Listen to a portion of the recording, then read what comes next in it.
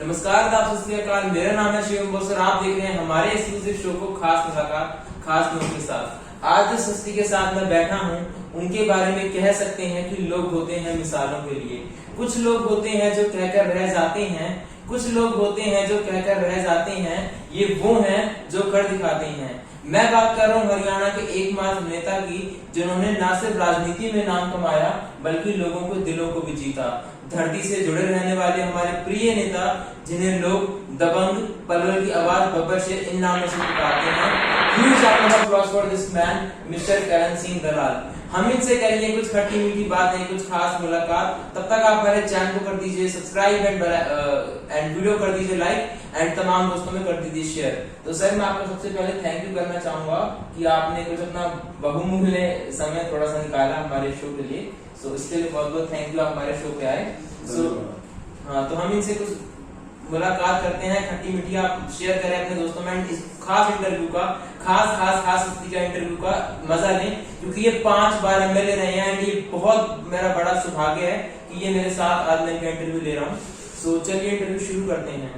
तो मैं आपसे सबसे पहले ये जानना चाहूंगा कि आप राजनीति को किस एंगल से देखते हो? राजनीति जो देश के अंदर प्रजातांत्रिक व्यवस्था का नाम है, और इस राजनीति में आने से पहले जहां मैं विश्वविद्यालय में छात्र नेता हुआ करता था, राजकीय महाविद्यालय का छात्र नेता हुआ करता था, और graduation, post graduation, law graduation करने के बाद असलियत तो ये है कि जब कोई काम या व्यवसाय इतना ज्यादा नजर अच्छा नहीं आया, तो मन में ये ख्याल आया कि क्यों ना इस राजनीति में आकर के, और जो ये अव्यवस्थाएं हैं, जो लोगों की दिक्कतें हैं, जो अफसरशाही बेलगाम होती हुई नजर आती है, जो नेताओं का दोगला चरित्र नजर आता है, तो क्यों ना इसमें एक नए प्रकार की शुरुआत की जाए। और इन्हीं सपनों को लेकर के इस राजनीति में आना हुआ। और राजनीति की जो परिभाषा आप मेरे से जानना चाहते हैं, राजनीति की सही परिभाषा तो ये है कि ये भोग नहीं, ये तपस्या है।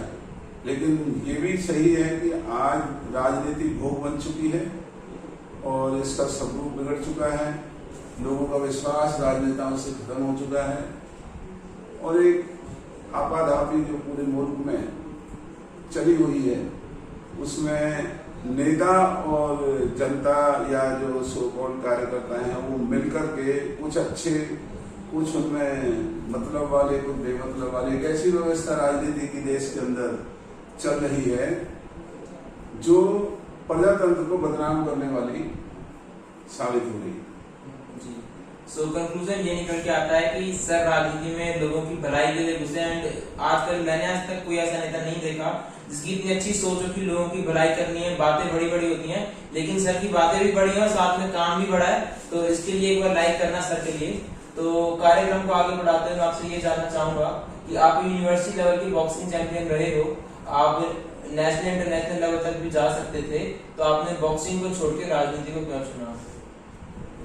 जब मैं विश्वविद्यालय का चैंपियन वर्ष 1978 में बना, हरियाणा स्टेट का मैं बॉक्सिंग का चैंपियन बना, तो बॉक्सिंग के लिए बहुत ज्यादा कसरत और एक्सरसाइज की जरूरत होती है। लेकिन उन्हीं दिनों मेरा छात्र संघ का अध्यक्ष बनना, गुड़गांव में जो छात्र संघ का चुनाव हुआ, मैं उसका अध्यक्ष जब बना, तो मैं अपने खेल के साथ न्याय नहीं कर सका, क्योंकि जो एक्सरसाइज, जो स्टेमिना उसमें जरूरत होती है बॉक्सिंग में, तो मैं उसके साथ न्याय नहीं कर सका, इसलिए फिर बॉक्सिंग को छोड़ना पड़ा। और छात्र राजनीति भी एक बहुत बड़ी जिम्मेवारी होती है। वहाँ छात्रों की उम्मीदों पर खरा उतरना, छात्रों को गलत रास्तों पर जाने से रोकना, छात्रों को एक जिम्मेवारी से रहना सिखाना और एक परिवार की तरह अपना बर्ताव करना, ये खेल से बड़ी जिम्मेवारी गुड़गांव के लोगों ने मेरे कंधों पर डाली थी। तो इसलिए फिर मैं खेल से हट गया और छात्र राजनीति में अपना समय में देने लगा। तो सर, राजनीति में लोगों की भलाई के लिए आए हैं। जैसे सीखना है तो क्षमा से सीखें, सीखना है तो क्षमा से सीखे, औरों के लिए जला करना। तो इस लाइन का अर्थ है कि जो बत्ती होती है, जो बाती होती है, वो औरों के लिए जलती है। जैसे सर मेहनत करते हैं, पूरा दिन रात लोगों की सेवा करने में पूरा दिन निकाल देते हैं कि हमारे गरीब से गरीब को, अमीर से अन्याय ना हो, अन्याय ना हो हमारे देश में। पूरा लोग सर बहुत अच्छे काम कर रहे हैं, इसके लिए लाइक बनते हैं। सर की जो सोच है वो काफी आगे तक हम लेके जाएंगे, क्योंकि बचपन से ही सर ने सोच रखा था कि मेरे को बड़ा होना है, बड़े होकर लोगों की मदद ही करनी है, एंड काफी आगे तक मुझे जाना है। इसकी फैन फॉलोइंग जो है वो इवन बड़े बुजुर्गों में नहीं है, इवन बच्चों में भी है। बच्चे आजकल का यूथ है वो सर के स्टाइल को, दबंगगिरी को बहुत पसंद करता है। Even I also love this दबंगगिरी, सर की बहुत अच्छा लगता है। तो चलिए हम अगला क्वेश्चन आपसे पूछना चाहूंगा। 1991 से सर आप हरियाणा की राजनीति में सक्रिय हो। आपने 7 बार चुनाव लड़ा, जिनमें से आपने 5 बार चुनाव जीता। इन 5 बार जीते गए कार्यकाल में आपने क्या क्या विकास किए? सबसे बड़ा तो हरियाणा की विधानसभा में एक असरदार जो दबदबा वहां कायम करने का प्रयास किया, जहां हम लोगों की आवाज को बुलंद करने का काम किया, अफसरशाही को बेलगाम करने का काम किया, उसको लगाम लगाने का काम किया। और जो हमारा पलवल का इलाका है, ये हरियाणा के मानचित्र से सही मायनों में दूर माना जाता है। तो हमारा इलाका हरियाणा के मानचित्र पर ना अधिकारियों को, ना राजनेताओं को नजर आया करता था। इसका मेरे मन में बड़ा दुख होता था। तो वर्ष 1991 में जब मैं पहली दफा विधायक बना, तो मैंने हरियाणा की विधानसभा में, जिला मुख्यालय पर होने वाली ग्रीवेंसेस कमेटी में या राजनीतिक जनसभाओं में जो अपने इलाके के दर्द को बयां किया और एक असरदार तरीके से सरकार, राजनेताओं पर, अधिकारियों पर एक असर कायम किया। तो 5 दफा जो इस इलाके के लोगों ने मुझे विधायक बनाया, जो कि बहुत बड़ी बात है, मैं लोगों का हमेशा शुक्रगुजार रहूंगा। तो मैंने विधानसभा में अपने इलाके की वकालत तो हमेशा करता था, लेकिन मैं पूरे प्रदेश की जो समस्याएं होती थी, मैं उनके ऊपर भी सरकारों का ध्यान आकर्षित करता रहता था। और अपने इलाके के जो हमारी व्यवस्थाएं हैं, मिसाल के तौर पर जैसे आगरा नहर का जो गंदा पानी आता है, इसका मैंने बहुत मुद्दा उठाया। हमारे रजवाहों में पानी नहीं आता, इसका मैंने मुद्दा उठाया। पलवल शहर में गंदे नाले हुआ करते थे, इनको पक्का कराया।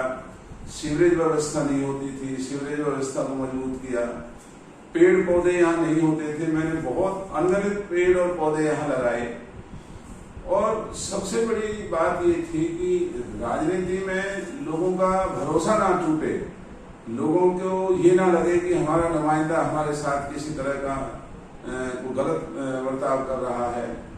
तो हालांकि मुझे ये कहने में कोई शर्म नहीं है कि पूरा जो खरा उतरना चाहिए था, मेरे से भी जरूर कहीं ना कहीं भूल हुई होगी, जो मैं शायद पूरा न्याय नहीं कर सका।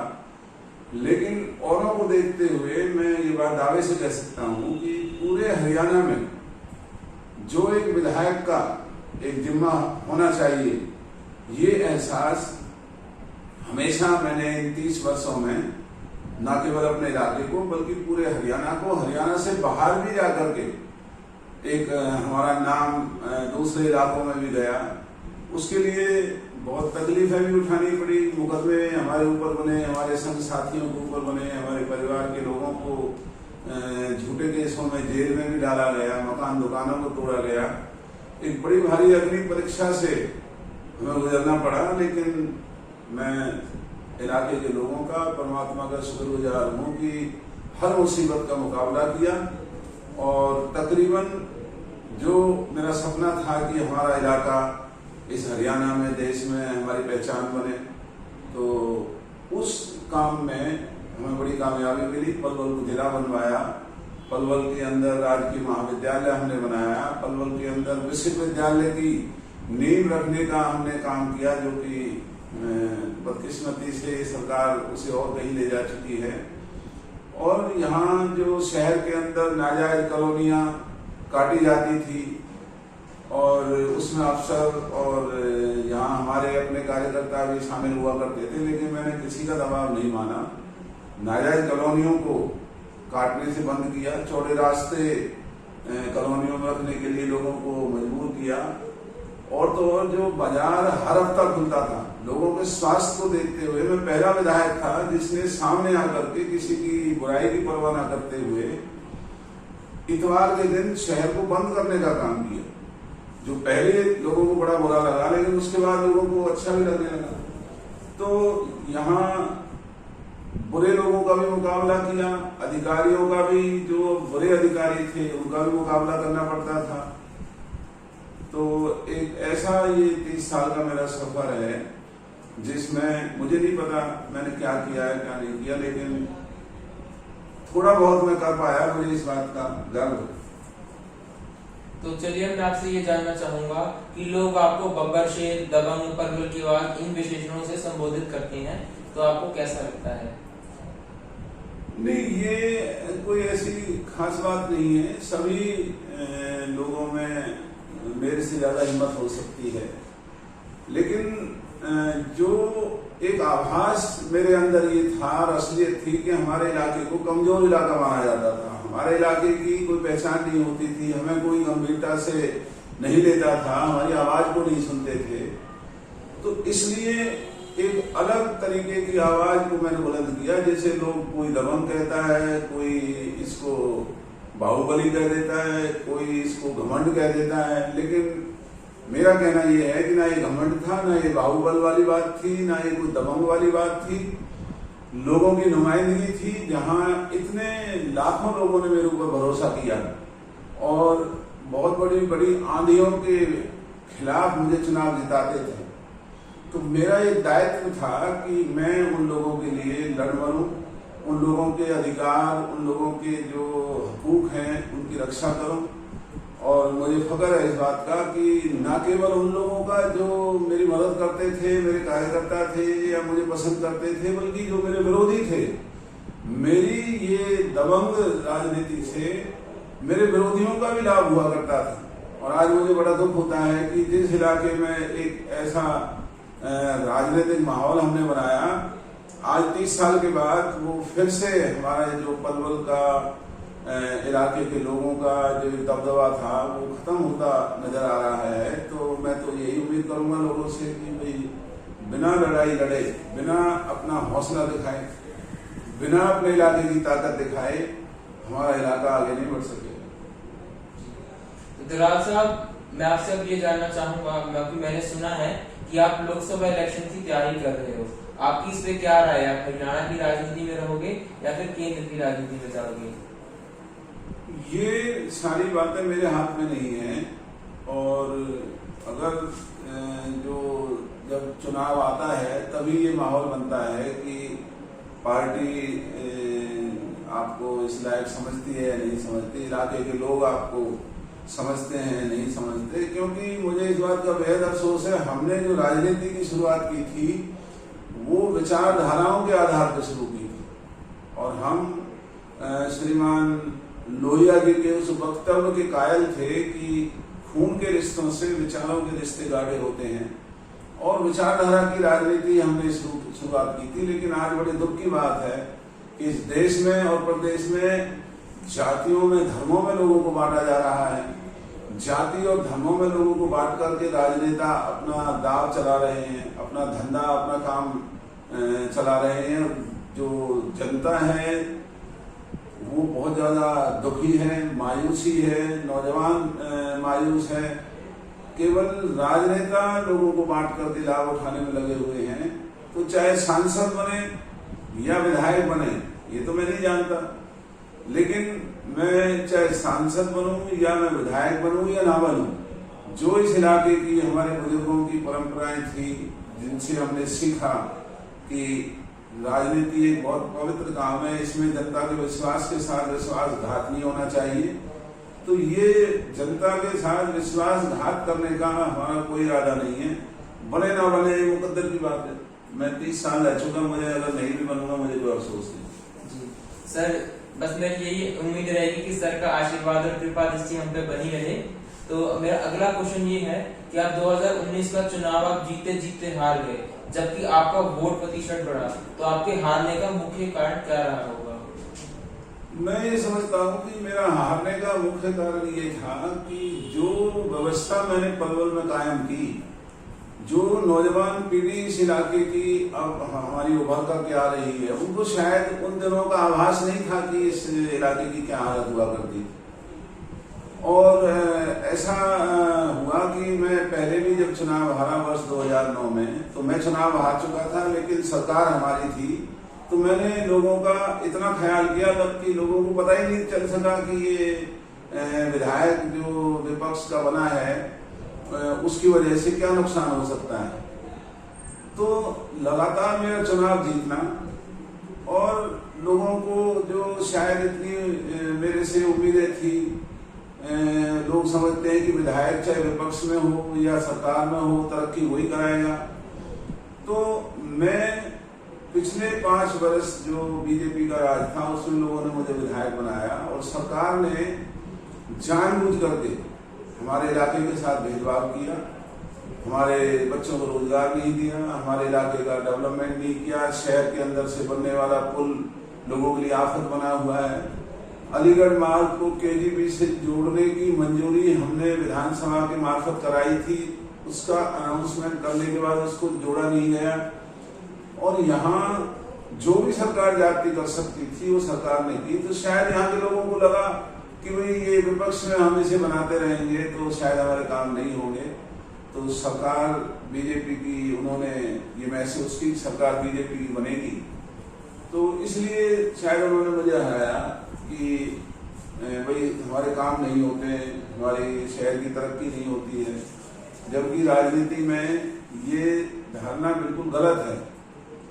सरकार बनना या ना बनना ये मायने नहीं रखता, मायने रखता है कि आपके आवाज को उठाने वाला इंसान कौन है, वो आपको किस तरह से इस इलाके के भविष्य को बनाने में आप लोगों की मदद से, चाहे उसमें समय लग सकता है लेकिन वो इरादे आपको आगे ले जा सकते हैं। ये नई पीढ़ी ने शायद नहीं सोचा और यही नतीजा रहा कि वोट मेरे पहले से भी ज्यादा आए और उसके बावजूद भी मैं पलवल से चुनाव हारा हूँ।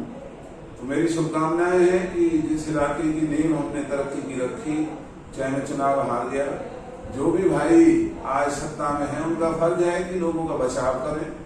जो अधिकारी मनमानी कर रहे हैं, जो लोगों को परेशान कर रहे हैं, जो लूट खसूट आए दिन होती है, उसको रोकना चाहिए।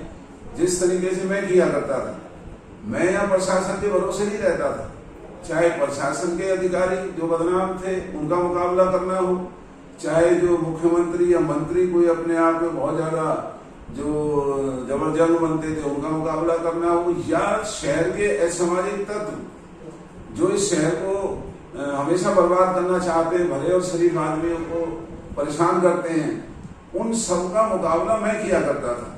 और मुझे खुशी है कि इस 30 साल के अरसे में यहाँ कोई व्यवस्था या सरकार नहीं, बल्कि मैं पहाड़ बन करके लोगों के पक्ष में खड़ा हुआ नजर आया करता था। तो न किसी अधिकारी की हिम्मत होती थी, न किसी असामाजिक तत्व की हिम्मत होती थी, और आम तौर पर जो हमारा इलाका है वो ठीक लाइन पर चल रहा था। तो शायद लोगों को ये एहसास नहीं रहा कि ये विधायक का क्या रोल हो सकता है। तो फिर मैं हार गया, लेकिन मुझे हारने का कोई अफसोस नहीं। इन्हीं लोगों ने मुझे 5 दफा बनाया है।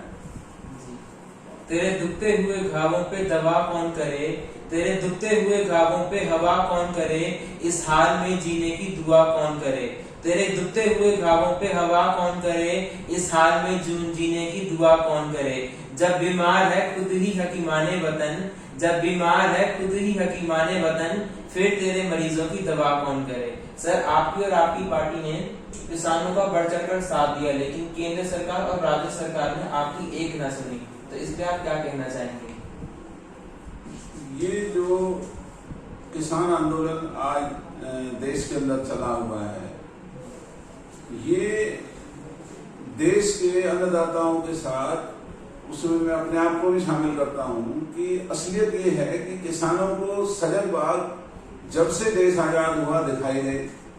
किसानों की आय बढ़ाने का मुद्दा, किसानों को बीज और खाद सस्ते दरों पर देने का मुद्दा, किसान के उत्पादन को मंडियों में खरीदने का मुद्दा, और न जाने कौन कौन से सजग बाग हर पार्टी दिखाती रही। और अब देश की आजादी के 65 साल बाद लोग इस अन्नदाताओं का जो सबर का जो प्याला है वो बन चुका है। उसमें चाहे कांग्रेस पार्टी है, चाहे भारतीय जनता पार्टी है, चाहे और दूसरे लोक दल या कोई भी दल है, उसमें सब कसूरवार है। और ये अन्नदाताओं का जो संघर्ष है, क्योंकि भारतीय जनता पार्टी के प्रधानमंत्री श्री नरेंद्र मोदी जी ने, इनके नेताओं ने किसानों को देश की आजादी के बाद सबसे ज्यादा सजग बाग दिखाए। किसानों की आय को दोगुना करेंगे, स्वामीनाथन रिपोर्ट को लागू करेंगे और मंडियों को मजबूत करेंगे। और उसके विपरीत जो 3 कानून भारतीय जनता पार्टी ने बनाए हैं, वो तीनों कानून किसानों के नाम पर बने, लेकिन उनमें हित साधने का जो काम है वो बड़े बड़े व्यवसायिक लोगों का, बड़े बड़े धनाढ्य लोगों का, बहुत बड़े बड़े जो अमीर रईस जो व्यवसायी हैं, उनके हितों को इन तीनों काले कानूनों में साधने का काम किया है। तो ये इसलिए हमने किसानों का साथ दिया कि सबसे पहले तो हम खुद किसान हैं, चाहे हम कुछ नहीं है आज, लेकिन हमारी जो विरासत है, हमारा जो खून है, हमारे जो शरीर के अंदर हमारे पुरखों का, हमारे बुजुर्गों का जो खून है, वो खेत के अंदर काम करने वाले लोग हैं। जहाँ हमारी माँ, हमारे पिता, हमारे दादा, हमारे भाई, हमारे भतीजे सब खेतों में काम किया करते थे। तो हमारी पहचान एक किसान के नाते है। और आज जो किसानों के साथ ये धोखा और फरेब और एक जबरदस्ती, एक डर और भय बना करके किसानों के साथ जो ये सरकार अन्याय कर रही है, तो उसमें हम सब इस आंदोलन में अन्नदाताओं का साथ दे रहे हैं। और हम ये उम्मीद करते हैं कि ये देश बिना किसानों के, बिना मजदूरों के, जब तक उनके हितों को साधने का काम नहीं किया जाएगा, उनकी सहूलियतें बढ़ाने का काम नहीं किया जाएगा, ये देश तरक्की नहीं कर सकता। तो इस वजह से हम इस किसान आंदोलन में, चाहे हम कांग्रेस पार्टी से हैं, लेकिन कांग्रेस के नाम से नहीं बल्कि ये किसान होने के नाते से इस आंदोलन का समर्थन करने में लगे हुए। दलाल साहब, सरकार तो ये कह रही है कि हमने कांग्रेस कृषि कानून को लागू किया है, फिर विरोध की गुंजाइश को। मैंने पहले भी आपसे यही बात एक स्पष्ट तौर पर कही है कि किसानों के इस दर्द को ना समझने में सब राजनीतिक दल बराबर कसूरवार है। बीजेपी इसलिए ज्यादा कसूरवार है कि इन्होंने किसानों की आड़ में किसानों को भला ना सोच करके जो कानून बनाया है वो किसानों को बर्बाद करने वाला बनाया है। और बड़े बड़े पैसे वाले लोगों के हितों को किसानों के जो काम के कीमत पर, और इन्होंने जो ये कानून बनाया है, तो इसलिए भारतीय जनता पार्टी ज्यादा बड़ी कसूरवार है। और उससे भी बड़ी दुख की बात यह है कि वो आज तक 7 महीने से ज्यादा किसान धरनों पर बैठे हुए हैं। और बीजेपी का अहंकार और घमंड और जो नफरत और डर और भय का जो माहौल आज बना रहे हैं, उनके दर्द को नहीं समझ रहे हैं। ये उससे भी बड़ा कसूर है जो इन्होंने काले कानून बना करके किया। तो दलाल साहब, मैं आपसे ये जानना चाहूंगा कि इन फ्यूचर जो आपकी पार्टी है वो किसी से गठबंधन करेगी या फिर अकेले ही लड़ेगी? जहां तक पार्टी का सवाल है, ये भी बड़े दुर्भाग्य की बात है कि आज हमारी पार्टी जो एक देश की आजादी की लड़ाई लड़ने वाली एक पार्टी है, जिन्होंने इस देश जो आज जिस मुकाम पर पहुंचा है वो उस कांग्रेस की देन है। और जो गलतियां कांग्रेस में नेताओं से या हमारे जो कार्यकर्ताओं से हुई हैं, वो गलतियों को विपक्ष ने एक अलग ही तरीके से लोगों के सामने जो बदनामी कांग्रेस पार्टी की करने का काम किया है, उसमें विपक्ष के लोग सरकार के लोग तो जिम्मेवार हैं ही, लेकिन कहीं ना कहीं कांग्रेस के हमारा जो संगठन में, हमारे जो नेताओं में जो एक अलग से और बड़ी एक संघर्ष और लोगों की उम्मीदों पर खरा उतरने का काम होना चाहिए था। लोगों को इस दुष्प्रचार से लोगों को समझाने का काम होना चाहिए था। वो दुर्भाग्य से आज कांग्रेस नहीं कर पा रही है। तो हमारी कोशिश है कि कांग्रेस को किसी भी तरीके से संगठित करके, सबको साथ करके, पार्टी को बड़ा मान करके और लोगों के हितों को, लोगों को अगर बचाना है तो कांग्रेस को मजबूत करना होगा, सबको मिलकर के चलना होगा। जो कि आज कांग्रेस में जगह जगह एक आरोप हमारे ऊपर लगते हैं कि इनमें आपस में गुटबाजी है। तो वक्त आते हमारी कोशिश तो यही होगी कि गुटबाजियां समाप्त हों और पार्टी मिल करके लोगों को बचाने का काम करे, जिससे कि जो आज ये देश के अंदर जो जाति, धर्म, नफरत, income tax, ED, CBI, IB, झूठे मुकदमे, डर और भय बना करके देश को जबरदस्ती जो हाँका जा रहा है और बेरोजगार हमारे नौजवान, उनकी संख्या बढ़ रही है, गरीबी बढ़ रही है। पहला हिंदुस्तान देश दुनिया में बन चुका है जहां जो अमीर आदमी है वो अमीर होता जा रहा है और जो गरीब है वो गरीब होता जा रहा है। न रहने को जगह है, न शहरों में सफाई है, न कानून व्यवस्था है। आए दिन बैंक डकैती, गोलियां चलना, मारना, पीटना, अफसरशाही लोगों को लूटने में लगी हुई है। तो इनको कांग्रेस बचा सकती है और कांग्रेस को अगर देश को और प्रदेश को बचाना है तो अपनी गुटबाजी को खत्म करना होगा, पार्टी को बड़ा मानना होगा और मिलकर के वही एक नई छवि फिर से लोगों के बीच में लानी होगी, जिससे इस भारतीय जनता पार्टी का जो घिनौना चेहरा है, जो इनका जो नकली मुखौटा है, वो लोगों के सामने उजागर हो और कांग्रेस अपने सिद्धांतों पर आकर के लोगों की लड़ाई लड़ने का फैसला करे।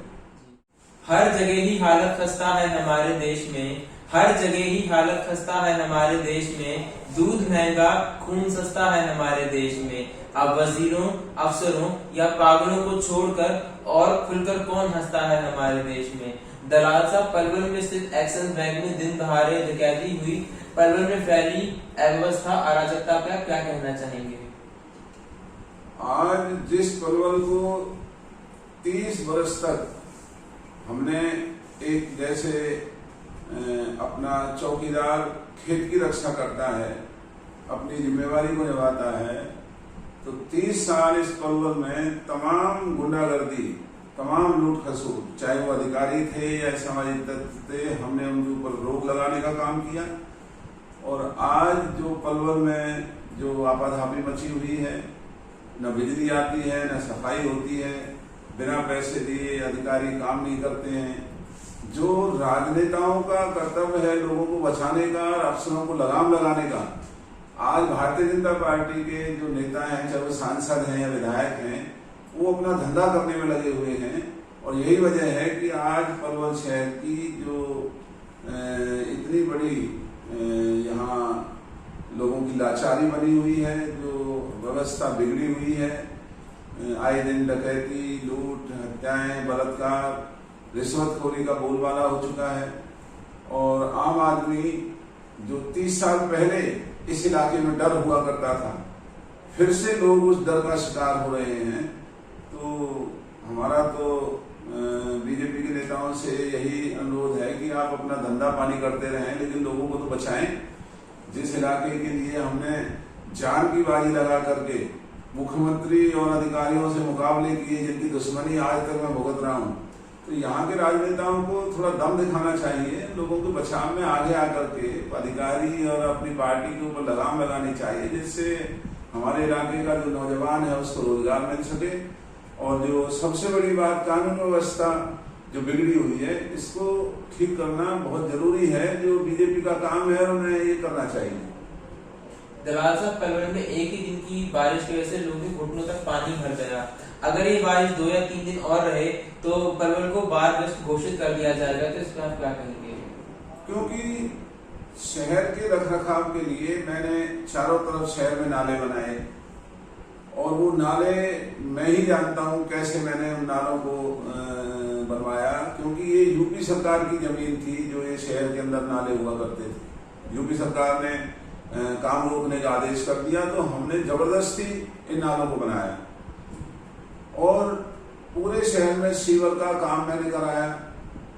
तो बारिश से पहले मैं खुद अधिकारियों को लेकर के हर नाले के ऊपर जाता था, सीवर्स की खुदाई करवाने का काम, सफाई कराने का काम करता था। तो ये रिकॉर्ड रहा कि 30 साल एक किसी गली मोहल्ले में मैंने पानी नहीं खड़ा होने दिया। अब पिछले 7 साल से ये भाजपा की सरकार है और इन्हें काम में विश्वास नहीं, ये लोगों की दुख तकलीफों को समझने की कोशिश ही नहीं करते। इनका तो केवल एक ही मुद्दा है कि जाति और धर्म की नफरत फैलाना है और यहाँ लोगों को आपस में बांट के रखना है। और यही वजह है कि जो पलवल आज, जैसा आपने कहा कि बाढ़ग्रस्त जैसा जो ये पलवल बना हुआ है, तो हमें बड़ा दुख होता है कि जिस पलवल को हमने एक सपना ये लोगों को दिखाया था कि पलवल को हरियाणा का सबसे सुंदर शहर बनाएंगे, पलवल को शिक्षा और दूसरी सुविधाओं से पलवल को जोड़ेंगे, जिससे हमारे बच्चे इस देश और दुनिया में इस इलाके का नाम कमा सकें। तो आज उसी पलवल को बीजेपी ने 7 साल के इस राज में एक फिर से वही पुराना गांव जैसा और एक पिछड़ा हुआ शहर बनाने का जो इन्होंने प्रयास किया है, तो इनको ऐसा नहीं करना चाहिए। दलाल साहब, मेरा आखिरी क्वेश्चन ये है कि आपको हमारा ये शो कैसा लगा, खास मुलाकात खास लोगों के साथ? क्या आपने सोचा था कि आपको हमारे शो पे आने का मौका मिलेगा?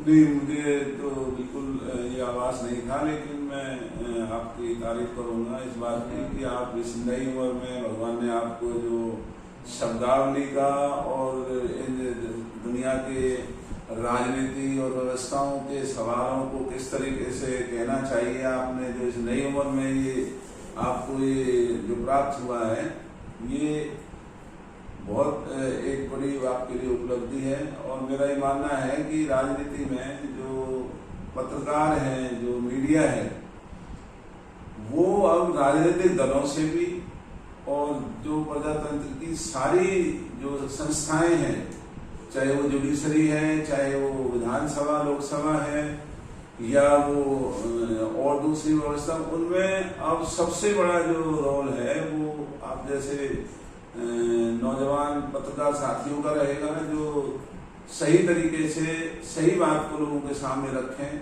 जिससे कि आने वाले वक्त में हमारी जो पीढ़ी है वो देश के हालातों को समझे और एक जिम्मेवारी का एहसास करे। तो इसी तरह से हम मिलेंगे आपसे एक नए सफर पे, एक नई जर्नी पे, एक नए खास हस्ती के साथ मिलते हुए। आज बहुत ही मजा आया, मैंने इंटरव्यू लिया सर का, एंड मेरे अब तक के बेस्ट इंटरव्यू में से एक होने वाला है, क्योंकि बहुत कुछ सीखने को मिला और बहुत कुछ सिखाने को मिला। एक चीज जो मैंने आज के इंटरव्यू से सीखी वो ये थी कि जाति और जो धर्म है हमें वो नहीं बांटना है, हमें साथ मिलकर चलना है, तो हमारे पलवल का बहुत अच्छे से विकास होगा। तो मैं सबसे यही कहूंगा कि आप ये मतभेद जो होता है, जातिवाद, हिंदू मुस्लिम जाट पंजाबी जो हो रहा है, तो मैं वही एक ही अपील करूंगा आप सबसे कि वो जो सर की सोच है कि हम सारे एक साथ चलेंगे तो पलवल का विकास होगा, फिर हम देश विदेश में नाम करेंगे। तो इसी तरह से मिलते रहेंगे एक नए सफर पे, एक नई जर्नी पे। तब तक के लिए जय हिंद एंड जय भारत।